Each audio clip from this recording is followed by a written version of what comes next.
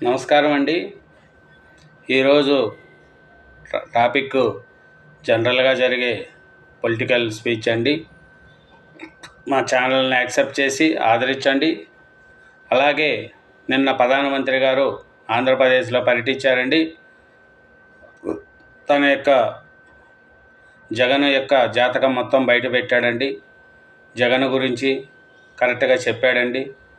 ఆంధ్రప్రదేశ్లో పరిపాలన సరిగా లేదని, మొత్తం అవినీతమైందని నరేంద్ర మోడీ గారికి ఇన్ని రోజులు తెలిసినట్టుందండి.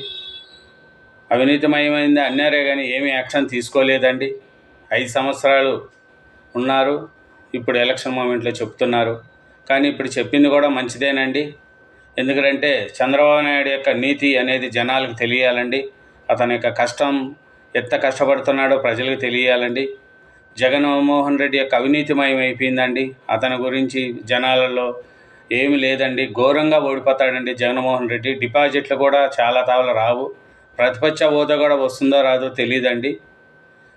మొత్తం ఉద్యోగస్తులు బ్యాలెట్ ఇప్పుడు వేస్తున్నారు. బ్యాలెట్ చూడండి, ఉద్యోగస్తులు పూర్తి వ్యతిరేకత అయిపోయింది. జనాలలో పూర్తిగా అయోమయం అయిపోయిందండి. నరేంద్ర మోడీ గారు చెప్పినట్టు మొత్తం పోలవరం కట్టలేదు, అమరావతి కట్టలేదు, ప్రత్యేక హోదా ఎక్కడ పోయిందో తెలియదు, డెవలప్మెంట్ లేదు, ఏమీ లేదు, ఇండస్ట్రియల్ లేదు, ఏమీ లేకుండా చేశాడండి మన జగన్మోహన్ రెడ్డి గారు. అట్లాంటి జగన్మోహన్ రెడ్డి గారిని నమ్ముకొని ఇంకా కొంతమంది కూర్చొని జగన్మోహన్ రెడ్డి గారి దగ్గర డబ్బులు తీసుకుంటూ మా ఈరుడు సూర్యుడు అని చెప్పుకుంటున్న సొంతం చెల్లెళ్ళే జగన్మోహన్ రెడ్డి గారిని ఓటు వేయద్దని చెప్తున్నారండి. మహానుభావుడును వివేకానంద రెడ్డిని గొడ్డలతో చంపేశారండి. కానీ ఎవరు చంపారో కూడా పట్టుకోలేకున్నాడు మన జగన్ గారు. చెప్పండి, గులకరాయి వేస్తే మటుకు ఇమీడియట్లీ పట్టేసుకున్నారండి. పసిపిల్లోని తీసుకొచ్చి లోపలేసుకున్నారు. అదే గొడ్డలతో చంపినోడిని మటుకు పట్టుకోలేదండి.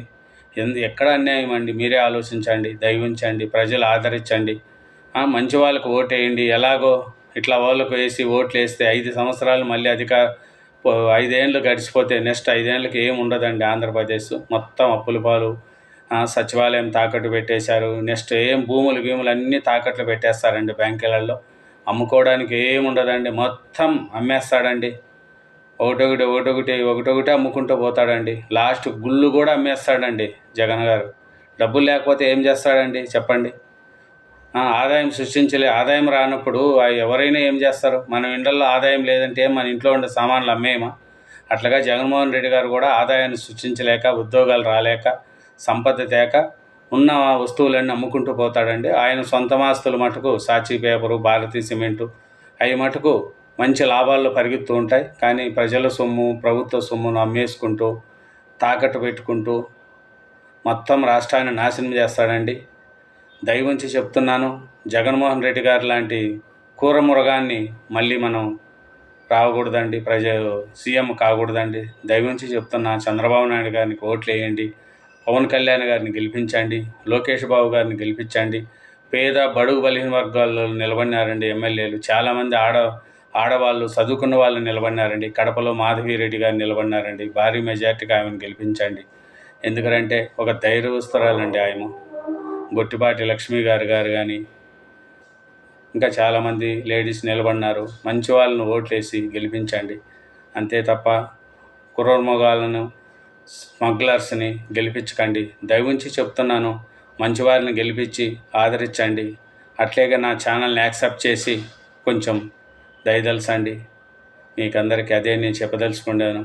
ఇంకా ఏం లేదు. దయవుంచి ఓట్లు మటుకు చూసి వేసుకోండి. ఎవరికంటే వాళ్ళకు ఓట్లేసి పరిపాలనను గొప్ప చేయకండి. దయవుంచి నా ఛానల్ యాక్సెప్ట్ చేసి ఆదరిస్తారని వస్తున్నాను. Thank you.